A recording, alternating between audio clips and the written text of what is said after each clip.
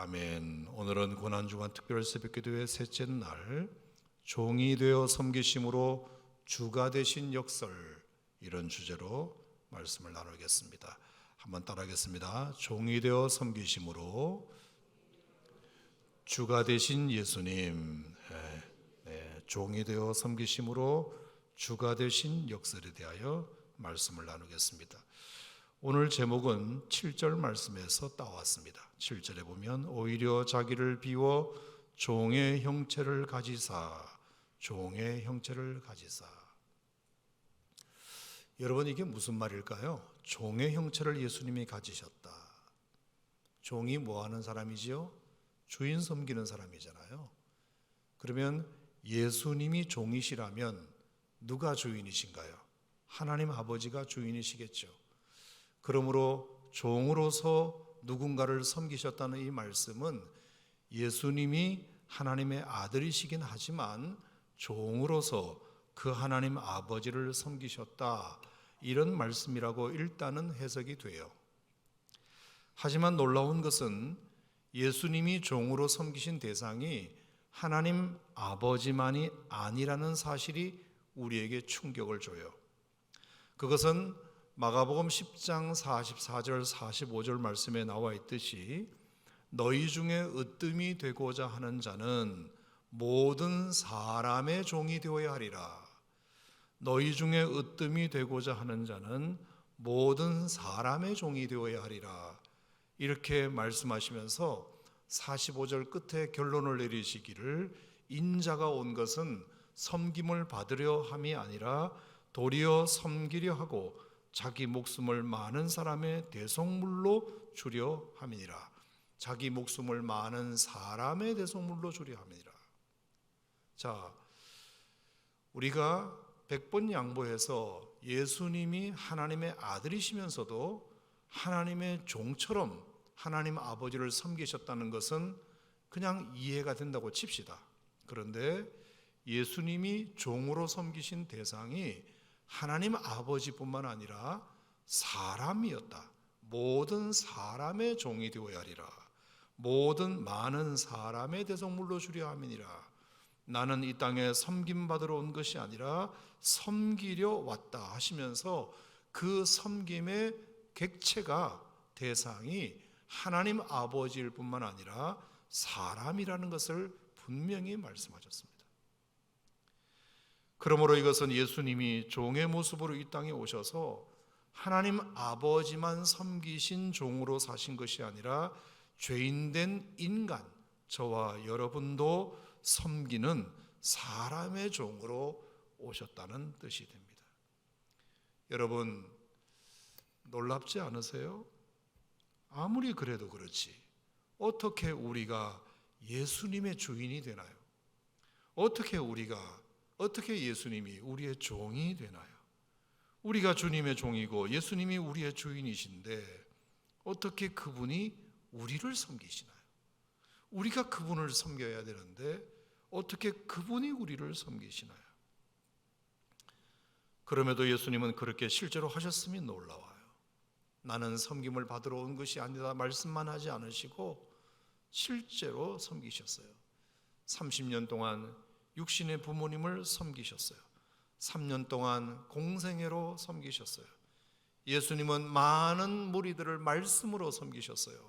수많은 사람들이 여기저기 와달라는 요청에 일일이 응하심으로 섬기셨어요. 많은 환자들을 치료하심으로 섬기셨어요. 하루에도 2탕 3탕 뛰시면서 가버나움에 갔다가 배 타고 거라사로 갔다가 다시 또 가버나움으로 왔다가 얼마나 하루에도 강행군 하셨는지 몰라요. 때로는 제자들에게 직접 고기 구워주시며 섬기기도 하셨고, 심지어 5,000명 넘는 사람들이 너무 배고파할 때에는 보리떡 5개와 물고기 2마리로 그들을 다 배불리 먹고도 남을 만큼 먹는 것으로 섬기셨어요. 어디 돈 받고 먹을 것 팔았다는 구절이 없어요. 물론 여러분이 잘 아시는 대로 겟세마네 동산에서 마지막 기도를 하러 가시기 직전에 수건을 친히 두르시고 제자들의 발을 씻기심으로 섬기셨어요. 정말 예수님이 사람의 종이 되신 것인 양 섬겨주셨어요. 그 얻은 것 하나 섬김의 마음이 없이 할 수 있는 것은 아무것도 없으셨어요. 왜 그러셨을까? 그분은 하나님의 아들이시잖아요. 이 땅을 구원하러 오신 메시아이시잖아요. 그런데 왜 사람의 종으로 섬기셨을까? 여러분, 가장 큰 이유는 그것이 기독교의 가치이기 때문인 줄 믿습니다. 섬김이 기독교의 가치다. 중요하니까 한번 따라해 보세요. 섬김이 기독교의 가치다. 이 땅에 존재하는 모든 종교들과 차별성이 어디에 있느냐?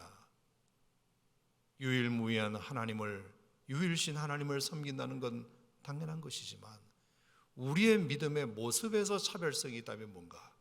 우리가 믿는 대상의 차별성은 말할 것도 없거니와 우리가 믿는 믿음의 사람들의 모습 속에서 차별성이 있다면 기독교의 가치는 섬기는 데 있다. 그것을 주님이 확실히 보여주시기 위함이었다는 것입니다. 모든 것이 다 섬김과 관련이 있음을 가르치시기 위함이었어요. 그래서 그런지 제자들은 이 예수님의 섬기라는 말씀에 되게 힘들어했던 것 같아요. 아니, 왜 예수님은 다 좋은데 저렇게 말씀도 잘하시고 기적도 잘 행하시는 거 능력도 많으시는데 왜 자꾸 우리들을 섬기라고 하시나? 왜 섬기라고 하시나? 그러니까 예수님이 저러니까 우리도 섬겨야 되잖아. 예수님이 좀 대접을 받으셔야 우리도 대접을 받을 텐데 예수님이 자꾸 섬기라 하시니까 우리까지 덩달아 자꾸 섬기게 되잖아. 아마 많이 힘들어했을 거라는 생각이 들어요. 섬긴다는 말이 헬라어로 디아코니아, 영어로 미니스트리거든요. 여러분, 이 디아코니아라는 섬긴다는 말은 헬라 문화권에서 아주 멸시받던 단어였어요. 예컨대 음식점에 가면은 주문받는 웨이터가 있잖아요. 주문받는 웨이터가 있어요. 그러면 손님 뭐 드시겠습니까? 공손히 물 갖다 주고 주문을 받아간단 말이에요. 그러면 그 주문 받아간 음식을 주방에서 다시 가지고 와서 손님들에게 갖다 내놓잖아요. 이게 디아코니아예요. 디아코니아. 주문한 음식을 손님 앞에 갖다 주는 사람, 이게 디아코니아, 섬긴다는 말이에요. 예수님이 그런 일을 제자들에게 자꾸 하라는 거예요. 너희들 사람들이 뭘 부탁하면 그걸 주문 받아가지고 꼭 그대로 해줘라. 그러니 싫죠. 내가 사람들 주문이나 받는 그런 사람인 것처럼 사람이 되어야 하겠냐? 내가 주문이나 받으러 제자 됐나? 이렇게 생각하니까 제자들이 섬기라는 이 말을 굉장히 불편해했던 것 같아요.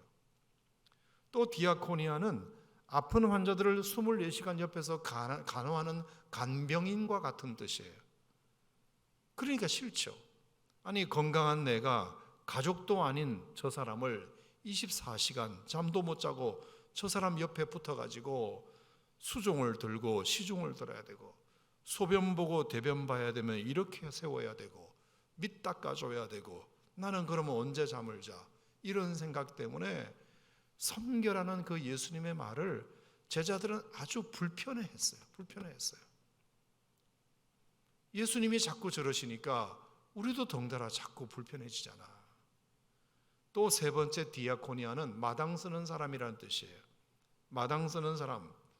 그러니까 마당에 쓰레기가 잔뜩 있고 낙엽이 잔뜩 있으면 그 지저분한 마당을 늘 쓰는 것과 같은 일을 예수님이 하라고 하니까 제자들이 고달플 수밖에. 예수님, 제발 좀 우리 보고 디아코니아 하라고 하지 마세요. 간병인 하라 하지 마세요. 마당 쓸라 하지 마세요. 음식점 웨이터 하라 하지 마세요. 그런 말이 나올 법도 하죠. 왜 여러분 제자들은 예수님의 이 가르침을 자꾸 불편해했을까? 그것은 생각이 다른 데가 있었기 때문이에요. 그래서 더 어려웠을 거예요. 생각이 어디가 있었느냐? 마가복음 10장에 보면 야고보와 요한의 이야기가 나와요. 선생님이 당신의 나라를 세우실 때에 저희들을 하나는 우편에 하나는 좌편에 앉혀 주십시오. 오직 그 생각에만. 예수님이 예루살렘에 이제 입성한다 하시더라. 예루살렘에 입성하시면 이제 왕이 되실 텐데 우리가 빨리 조치를 취해야 되지 않겠냐. 그동안 3년 동안 우리가 오랫동안 저 양반 따라다녔으니 너가 오른편에 내가 좌편에, 내가 오른편에 너는 좌편에 충분히 앉을 자격이 있지. 오직 그 생각만 사로잡혀 있었으니 어찌 그 예수님의 섬기라는 말씀이 귀에 들어오겠습니까? 자, 야고보와 요한이 그렇게 자리 다툼을 하자 주변에 있는 다른 제자들이 뭐라고 한 줄 아세요? 야 임마, 어떻게 너희들은 예수님의 가르침을 아직도 몰라? 예수님이 평소에 그렇게 가르쳤냐? 누구 옆에 자리 차지하라고 그렇게 가르쳤냐? 섬기라고 말씀하셨잖아. 어떻게 예수님의 그렇게 가르침을 너희들이 모를 수가 있냐? 이렇게 야단쳤다면 저는 괜찮아요. 그런데 다른 제자들이 어떻게 야단쳤다고요? 야고보와 요한이 서로 양쪽 자리를 차지하려고 하자 왜 너희들만 거기 앉아? 왜 너희들만 거기 앉아야 돼? 이렇게 서로 다투었다고 되어 있어요. 야고보와 요한뿐만 아니라 다른 제자들도 똑같았다는 뜻이에요. 완전히 제자들은 예수님에게 잘못 배웠어요. 제대로 잘 배웠다면 틀림없이 디아코니아 해라, 미니스트리 해라 하는 말씀에 이해하고 순종했겠죠. 그런데 잘못 배웠으니까 섬기는 자 디아코니아 안 하고 으뜸만 되려 했던 것입니다. 여러분, 이 말씀을 여러분들에게 드린다면 여러분은 어떠신가요? 야고보와 요한과 제자들을 욕할 자격이 여러분에게 있으신가요? 으뜸만 되려는 제자들을 잘못 배웠다고 나무라실 건가요? 아니면 왜 니들만 으뜸이냐라고 나무라실 건가요? 부디 예수님을 잘 배우시기를 축복합니다. 말이야 바른 말이지, 교회가 하는 그 어떤 것이 디아코니아가 아닌 것이 있나요? 교회가 하는 것이 그 어떤 것이 미니스트리가 아닌 것이 있나요? 여러분, 목사를 영어로 뭐라 그러죠? 미니스트리라고 그래요. 미니스터. 집사를 영어로 뭐라 그러죠? 디컨이라고 그래요. 디컨, 디아코니아에서 온 말이에요. 교회 모든 직분은 다 섬기는 자예요. 교회에서 섬기는 것이 아닌 것이 있으면 얘기해 보세요. 하나도 없어요. 말씀 전하는 거, 이거 말씀으로 섬기는 거예요. 기도하는 것, 기도로 섬기는 거예요. 헌금하는 것, 물질로 섬기는 거예요. 찬양하는 것, 찬양으로 섬기는 거예요. 안내하는 것, 안내로 섬기는 거예요. 목자하는 것, 목자로 섬기는 거예요. 교사하는 것, 교사로 섬기는 거예요. 아멘 안 하셔도 여러분, 이건 진리예요. 그 어느 것 하나도 섬기는 것과 관련되지 않은 것이 없어요. 교회가 왜 아름다운 공동체인 줄 아세요? 내 돈 들어가면서 하는데도 왜 신나는 줄 아세요? 내 시간 투자해서 봉사하는데도 왜 기분 좋은지 아세요? 내 열정과 내 달란트를 무상으로 드리는데도 나를 써주시는 것을 오히려 왜 감사하는지 아세요? 교회는 섬기는 공동체이기 때문에요. 너무 그 섬김이 기쁘기 때문에요. 서로가 섬기는 것이 기쁨이 되고 보람이 되고 감사가 되기 때문에요. 그런데 교회에 섬김은 없고 굴림만 있다고 생각해 보세요. 누가 그런 교회 가고 싶었겠어요? 누가 그런 교회에다가 내 열정을 쏟아붓고 싶겠어요? 누가 그런 교회에다가 내 돈을 투자하고 싶겠어요? 누가 그런 교회에다가 내 시간을 쏟고 싶겠어요? 저 같아도 안 해요. 다 교회 가보니까 굴림하는 사람만 있더라. 그런 교회 가고 싶지도 않을 거예요. 그런데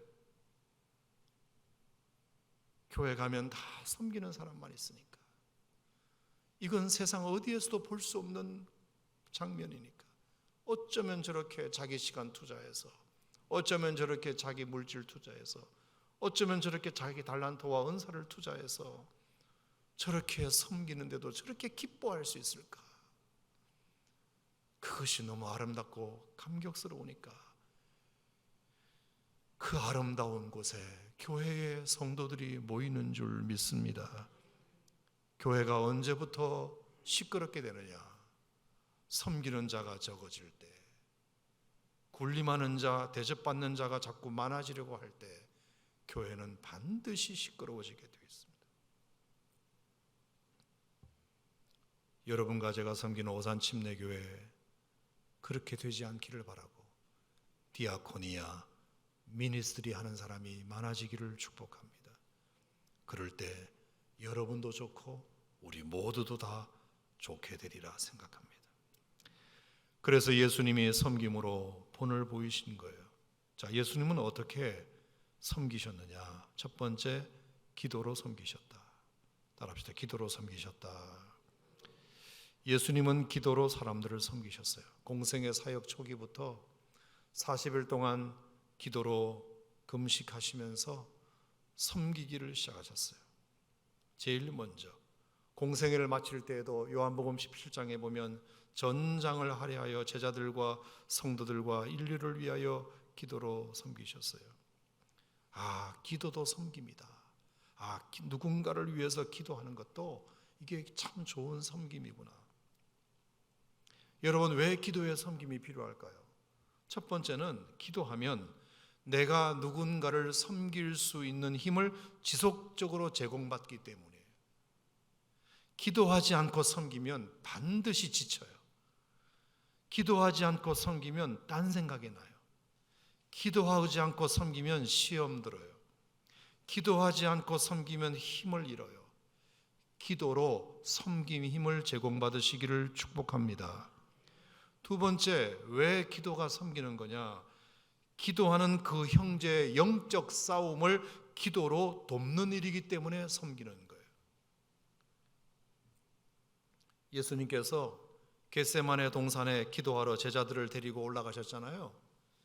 그때 예수님께서 제자들을 돌 던질 만큼 거리에 두시고 내가 심히 고민하여 죽게 되었으니 나를 위해서 기도해달라 부탁하셨어요. 이것은 예수님이 지금 마지막 고난사역을 앞두고 영적 싸움이 너무 치열하니 너희들이 내 제자라면 나를 위해서 좀 기도해달라 부탁하고 가셨어요. 여러분, 누가 누군가를 위해서 기도한다는 것은 여러 가지 의미가 있지만 그 사람이 지금 영적인 싸움을 하고 있기 때문에 그 영적 싸움을 잘할 수 있도록 우리가 도와주는 거예요. 기도로. 아멘. 그런데 예수님께서 기도하시다가 내려와 보니까 제자들이 뭐 하고 있었다? 잠자고 있었다. 그 모습을 본 예수님이 너무 안타까워서 베드로에게 이렇게 말씀하셨어요. 시몬아, 사탄이 너를 밀가부르듯 하려고 나에게 끊임없이 요구하였으나 그러나 나는 너를 위하여 너의 믿음이 떨어지지 않기를 위하여 기도했다. 나는 너의 믿음이 떨어지지 않기를 위하여 내가 기도했다. 내가 나를 위해서 너희들이 기도해달라고 부탁했잖아. 나 지금 영적 싸움이 너무 치열해. 그러니까 기도로 나를 좀 도와줘. 그러면서 시몬아, 사탄이 너를 밀가부르듯이 하려고 나에게 끊임없이 요구하였지만 나는 너를 절대로 내줄 수 없다며 너를 위하여 믿음이 떨어지지 않기를 위하여 기도했다. 나는 너를 기도로 섬겼는데 너는 왜 나를 기도로 섬기지 못하니? 그러셨어요. 여러분, 기도가 왜 섬기냐? 그 사람이 지금 너무나 영적인 전쟁을 하고 있기 때문에 그 영적 전쟁에서 승리할 수 있도록 우리가 기도로 도와주는 거예요. 그래서 기도는 섬김이에요. 아마 목사님, 전도사님들이 그래도 평신도들로부터 대접받는 것 중에 하나가 그걸 거예요. 평신도들의 생각 속에는 그런 게 있거든요. 목사님, 전도사님들은 아무래도 성도들을 위해서 많이 기도하시는 분이라고 알고 있기 때문에 우리의 영적 싸움을 위하여 저 양반이 나를 위해서 기도하고 있다는 생각 때문에 존경하는 거잖아요. 그러니까 목사님, 전도사님들이 기도를 많이 해야 되는 거죠.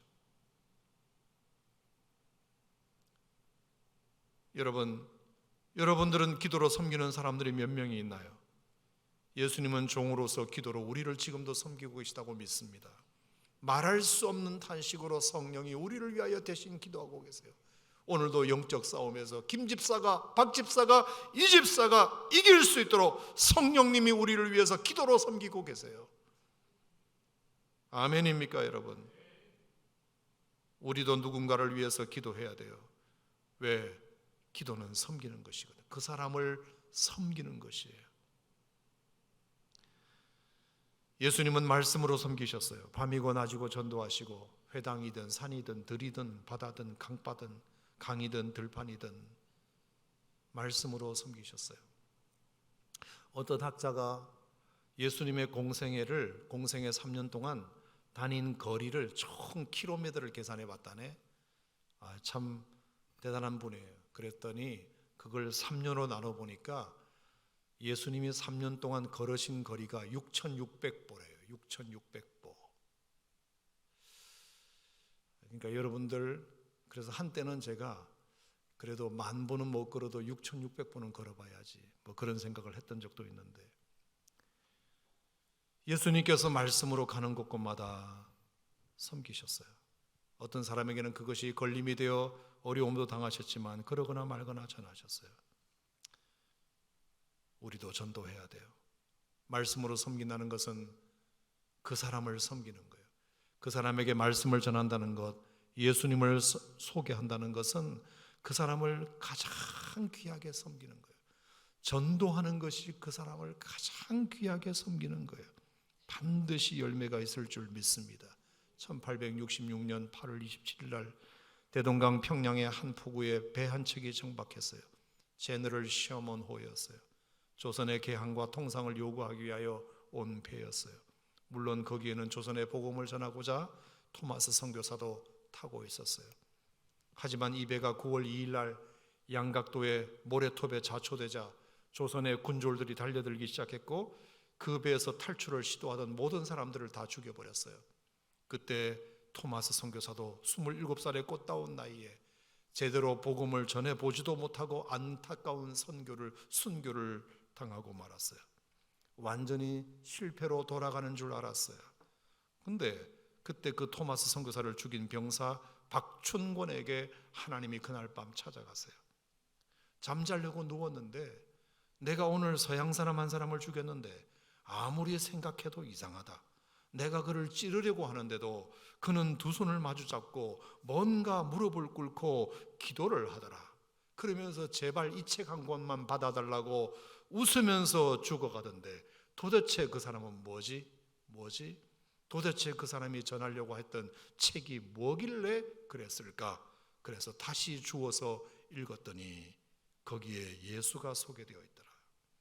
그 책을 집에다 두었더니 조카도 읽고 믿어서 나중에 중국 선양에 가서는 로스 선교사를 만나 구약을 번역하는 사람이 되었고, 최치량이라는 12살 아이가 그 책을 주워서 박영식에게 갖다 주었더니 그는 집안을 그 성경책으로 도배하는 일에 썼는데 나중에 그 집이 장대현 교회의 전신인 널다리골 교회가 되었다.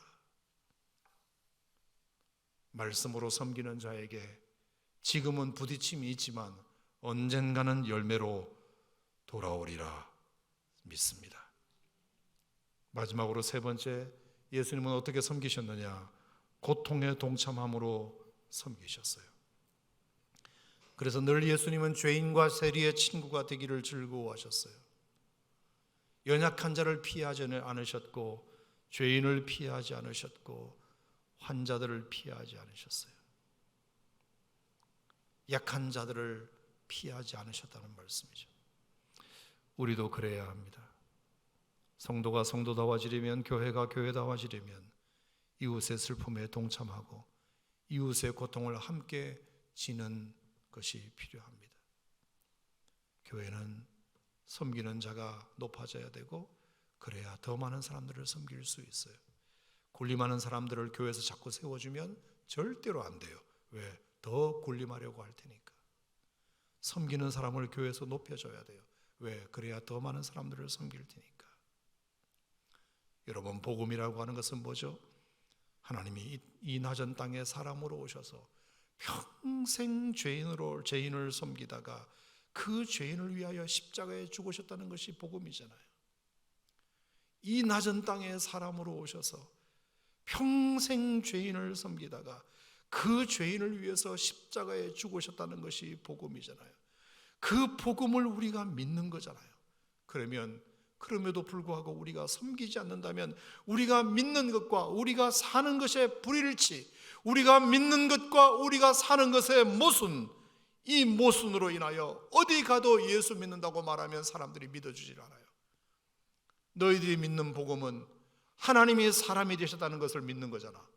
너희들이 믿는 복음은 평생 그 예수님이 사람들을 섬기셨다는 것을 믿는 거잖아. 너희들이 믿는 복음은 그 예수가 십자가에 못 박혀 죽었다는 것을 믿는 것이 너희들이 믿는 복음이잖아. 그런데 너는 왜 그래? 너한테서 무슨 섬김이 있어?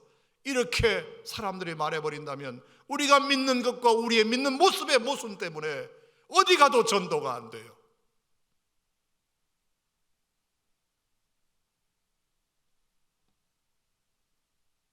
그것은 복음을 욕보이는 것이고 예수님을 잘못 배운 것이에요. 우리가 정말 예수님을 제대로 배웠음을 보여주려면 섬기는 자가 되어야 돼요. 그러면 주님이 그를 깊이 높이셔서 하나님이 그를 지극히 높여 모든 이름 위에 뛰어난 이름을 주사 하늘에 있는 자들과 땅에 있는 자들과 땅 아래 있는 자들로 모든 무릎을 예수의 이름에 꿇게 하시고 예수 그리스도를 주라 하시나요 하나님 아버지께 영광을 돌리게 될 줄 믿습니다. 역설의 그리스도, 오늘은 세 번째, 종이 되심으로 주가 되신 역설. 우리가 믿는 복음의 실체는 하나님이 사람이 되신 것을 믿는 것, 그분이 이 땅에서 죄인의 친구가 되신 것을 믿는 것, 그 죄인을 위해서 십자가를 지신 것을 믿는 것. 그러면 우리가 믿는 모습이, 믿는 것이 그거라면 믿는 우리의 모습도 그렇게 되어야 되는구나. 이것이 오늘 예배에 참여하신 여러분들, 또 유튜브로 참여하시는 우리 모든 성도들에게 역설의 그리스도가 여러분의 삶의 본이 되시기를 주의 이름으로